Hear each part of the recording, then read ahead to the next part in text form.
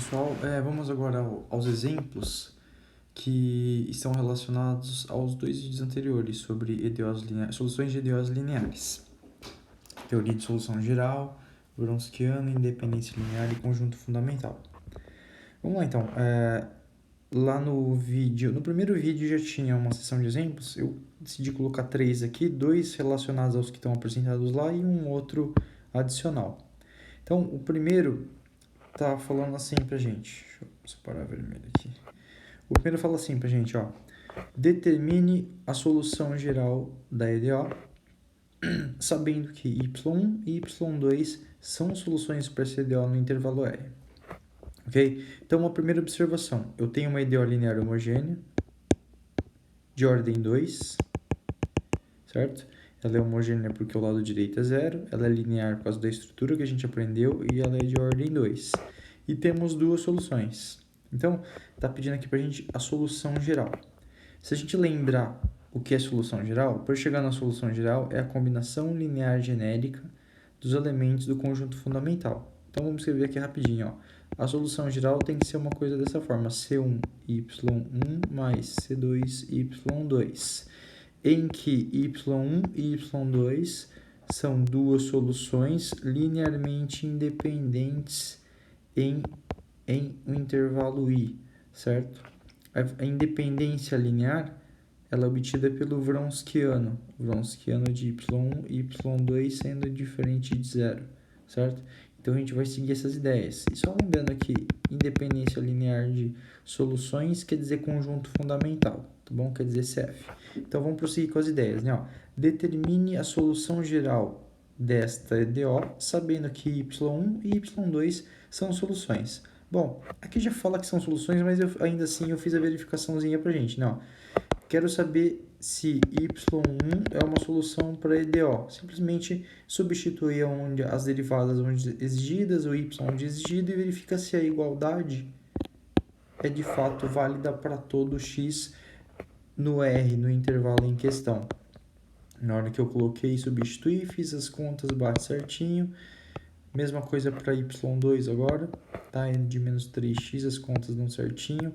De fato, a gente verifica que y1 e y2 vão ser soluções da EDO, tá bom? Então, esse é o primeiro passo. Então, a gente nota que temos duas soluções para uma EDO linear homogênea de ordem 2. Então, agora, para determinar a solução geral, a gente faz o quê? Primeira coisa é verificar a independência linear, tá bom? A independência linear de duas soluções para aquela EDO linear homogênea de ordem 2 é dada pelo Wronskiano. Como é que a gente faz mesmo? Monta a matriz, a primeira linha é a primeira função e a segunda função, tá? A primeira linha é composta pela primeira e pela segunda função. A segunda linha da matriz, observe que é ordem 2, dimensão 2 por 2, tá bom? A segunda linha vai ser a derivada desse cara aqui. A segunda linha, a derivada desse cara aqui. Então, a primeira linha são as funções, a segunda linha é a primeira derivada, tá? Assim como a gente introduziu o Wronskiano. Agora, as barras aqui quer dizer que a gente tem que calcular o determinante. O determinante dessa 2 por 2 é feito pelaquela regrinha do x, enfim, multiplicação na diagonal. Esse cálculo vai dar que o determinante é menos 6, ou seja, o Wronskiano associado a essas duas funções é menos 6. Menos 6 sempre é diferente de zero para qualquer x que entre aqui nessa conta dentro da matriz, tá vendo? Não importa o x que você colocar, a conta vai dar menos 6, não importa o x real. Então, o que a gente conclui? Como o Wronskiano é sempre diferente de zero para todo x real, então o conjunto das funções aqui que eu calculei o Wronskiano, e de 3x e de menos 3x, que são soluções daquela EDO lá atrás, a gente verificou, é linearmente independente em R. Então, quando eu tenho um conjunto de duas funções que são linearmente independentes para aquela EDO, de cara eu posso, em vez de chamar de conjunto linearmente independente de soluções, eu chamo de conjunto fundamental para aquela EDO. É um conjunto fundamental em R para aquela EDO. Para essa EDO aqui no caso. Tá bom? Uma vez que eu tenho o conjunto fundamental de soluções, agora fica fácil eu escrever a solução geral, que seria o passo 3 aqui, ó. A solução geral nada mais é do que a combinação linear genérica, esse C1 e C2 são números reais quaisquer, das funções que formam o conjunto fundamental. Então, a solução geral, nesse caso, é dada dessa forma aqui, e a solução geral para SDO. O que quer dizer solução geral para SDO? O que a gente entende por isso? Quer dizer que essa função genérica aqui, quando x corre em R, tá? Não importa quais constantes você quiser fixar aqui, você vai estar construindo as soluções da SDO. 0, 1, bota C igual a 0, bota C2 igual a π, bota menos 27, 33, não importa. Quaisquer constantes que você botar no lugar de C1 e C2, quando você substituir na EDO, você vai estar descrevendo soluções da EDO, vai satisfazer ela. De maneira recíproca, qualquer solução que você imaginar dessa EDO, ela vai poder ser escrita desta forma aqui, por algum par de constantes C1 e C2. Beleza? O primeiro exemplo está feito. Então, basicamente só para resumir aqui, quando eu quero determinar a solução geral de uma EDO e me é dada duas soluções, né? Eu fiz a verificação que de fato elas são soluções, não custa fazer, tá? Mas sabendo que elas são soluções, o que você já poderia fazer direto? Primeiro, verifica que o Wronskiano é sempre diferente de zero. Viu que o Wronskiano é sempre diferente de zero? Então você entendeu que esse conjunto é linearmente independente. Se o conjunto é linearmente independente, você tem um conjunto fundamental de soluções. Esse conjunto que é linearmente independente, então vai ser chamado de conjunto fundamental de soluções. Se é um conjunto fundamental de soluções, você tem então a solução geral, que nada mais é do que essa combinação linear genérica, tá bom? C1e de 3x mais C2e de menos 3x vai ser a solução geral para EDO, tá bom? Com x em R e C1 e C2 quaisquer. Vamos para o exemplo 2. O exemplo 2 agora é uma EDO linear de ordem 3. Então vamos lá. Ó. Verifique que y1, y2 e y3 satisfazem a EDO, ou seja, são soluções para esse EDO estrela aqui. Tá? Uma EDO, observe que o lado esquerdo tem aquela estrutura de EDO linear que a gente aprendeu. Ela é homogênea porque o lado direito é 0 e ela tem ordem 3, maior ordem de diferenciação praticada na equação. Então, ó, mostre que y1, y2 e y3, essas funções dadas inicialmente, mostre que esse conjunto é um CF, é um conjunto fundamental em R para a estrela, um conjunto fundamental no intervalo R para a EDO estrela e determine a solução geral. Então, só para fixar as ideias, eu tenho um conjunto de três funções que satisfazem a EDO, a gente vai verificar isso. Satisfazendo a EDO, quer dizer que eu tenho três soluções para uma EDO linear de ordem 3. Para eu verificar que é CF, basta verificar a independência linear. Verificou a independência linear, você tem um CF. Se você tem um CF, você escreve a solução geral através da combinação linear. Então, vamos lá. Então, ó, a primeira verificação que a gente fez é uma EDO linear homogênea de ordem 3 e a gente tem três funções que a gente quer verificar se são, de fato, soluções. A primeira, quando substituída na EDO, você vai verificar que vai bater certinho. Todas vão satisfazer certinho. Aqui eu faço a conta, tá bom? Depois quem quiser olhar os passos, todas vão satisfazer a equação. Todas satisfazem a equação. Fica fácil ver, tá bom? Depois você faz as contas, substitui lá tal, faz as derivadas certinhas. Às vezes você erra um sinalzinho ali, não vai bater, mas faz de novo que vai dar certo. Aqui está feita a conta, tá bom? Uma vez que você verificou, quer dizer, você vai concluir o seguinte, que o exponencial de x, o exponencial 2x e na 3x são soluções para a estrela no intervalo R, tá? Então, a gente tem três soluções para uma EDO linear de ordem 3. Então, vamos lá. O primeiro item fala assim para a gente, né? Mostre que é um conjunto fundamental em R para estrela. Para verificar que é um conjunto fundamental, a gente tem que fazer o quê? Para mostrar que o conjunto é um CF, o conjunto de soluções agora, que eu já sei que são soluções, tá? É um CF em R, um conjunto fundamental em R para estrela, precisamos mostrar que esse conjunto é linearmente independente em R, é linearmente independente. A independência linear ela é mostrada através do Wronskiano, ó. Para isso, basta verificar que o Wronskiano é não nulo em R. Ou seja, como que fica esse Wronskiano mesmo? O Wronskiano a gente escreve desse jeito. A primeira linha eu só repito as funções. A segunda linha eu coloco a primeira derivada dessas funções. A terceira linha eu boto a segunda derivada dessas funções. Observe que é uma matriz 3 por 3. Problema de ordem 3, Wronskiano 3×3. Problema de ordem n, Wronskiano n por n. Ao calcular esse determinante, utiliza as regrinhas que você lembra de determinante 3×3, Laplace, Sarros, enfim. Você vai concluir que o determinante é 2e de 6x, se eu não fiz nenhuma conta errada. E é sempre diferente de zero para qualquer x em R, tá bom?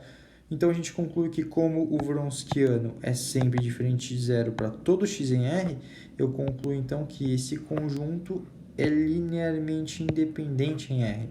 Um conjunto de 3 soluções linearmente independente em R, que são soluções, o conjunto de 3 soluções para aquela EDO, quer dizer então que é um conjunto fundamental de soluções, tá? Então, esse conjunto linearmente independente de soluções vai ser então chamado de conjunto fundamental de soluções em R para EDO estrela.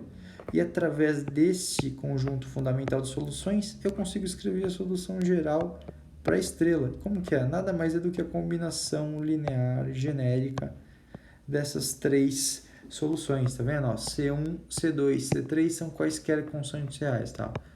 Onde ou em que, fica bem melhor, né? Em que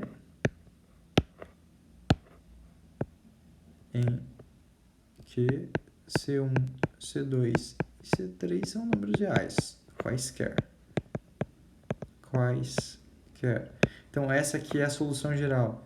E, de novo, o pensamento análogo que a gente fez lá no exemplo anterior.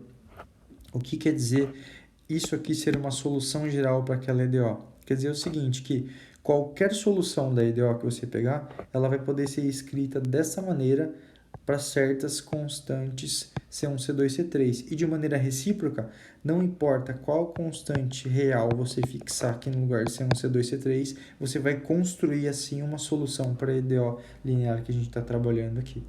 Tá bom? Então, quando a gente faz esse procedimento, ou seja, dado uma EDO linear homogênea, por algum motivo eu conheço, dado uma EDO linear homogênea de ordem n, se por algum motivo eu conheço n soluções que são linearmente independentes, ou seja, se eu tenho um conjunto fundamental de soluções para essa EDO, eu consigo descrever, consigo caracterizar toda e qualquer solução dessa EDO.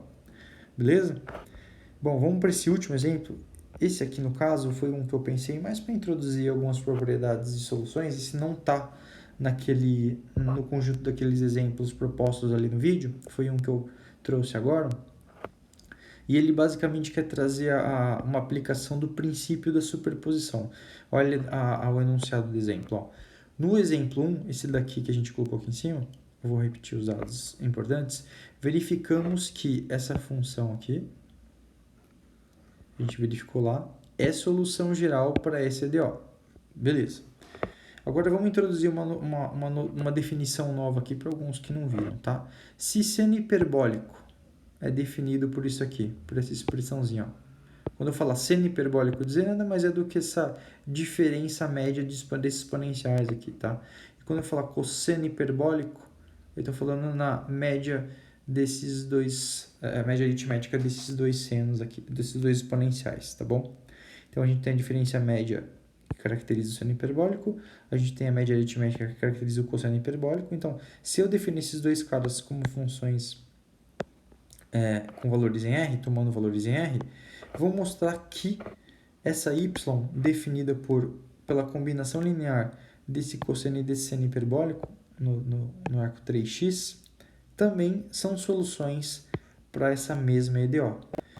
Vamos lá. Então, resumindo, se eu sei que isso é uma solução geral para essa EDO, eu quero mostrar que isso também é uma solução geral para essa EDO. Como que eu vou fazer isso? Eu poderia simplesmente pegar esse período que eu acho que fazer modais, quando eu tiver que fazer a conta, eu tiver que fazer eu vou utilizar a definição hiperbólica. Esse é um jeito. Mas eu queria tentar trazer aqui uma outra propriedade que dá para levar nesse tipo de cálculo. Então, vamos lá. Como essa solução é a solução geral que a gente introduziu, né? É a solução para EDO, para quaisquer C2 reais, ou seja, por ser solução geral, então eu posso escolher convenientemente os valores de C1 e C2. eu posso tomar valores particulares de C1 e C2 para C1 e C2 e ainda assim eu vou ter soluções para mim, ideal. Então, uma vez que eu fizer isso, uma vez que eu tenho essa propriedade, isso aqui é a solução geral, então eu posso escolher valores específicos para C1 e C2, então eu vou fazer o seguinte, ó, se eu tomar C1 igual a C2 igual a meio, eu posso então substituir aqui na solução geral meio e meio e obter essa y1 aqui, ó. Tá vendo? Mas o que é isso daqui? Tá vendo? Eu botei só meia no lugar do C1, meia no lugar do C2, coloquei num denominador comum e usei a definição lá de cosseno hiperbólico. Então, tá vendo? Ó, acabei de mostrar que y1, dado por cosseno hiperbólico, é uma solução também para aquela EDO. Por quê? Porque a gente acabou de determinar a caracterização da solução geral, quer dizer o seguinte, não importa a constante que eu tomar aqui, eu ainda tenho uma solução, vou obter uma solução para a EDO. Tá? Então, escolhi particularmente, beleza, então também tem uma solução para a EDO. Então, acabei de concluir que o cosseno hiperbólico de 3x é uma solução para essa EDO que a gente está trabalhando. De maneira análoga, se eu tomar C1 igual a meio e C2 igual a menos meio e substituir de novo lá na solução geral, tá vendo? Agora eu vou entrar com C1 igual a meio e C2 igual a menos meio, pensamento análogo, substituindo eu tenho isso, coloco no denominador comum e utilizando a definição, deixa eu escrever aqui, e utilizando a definição de seno hiperbólico, eu sei que isso aqui é o seno hiperbólico de 3x, tá vendo? Então a gente conclui que seno hiperbólico de 3x também é uma solução para essa mesma EDO.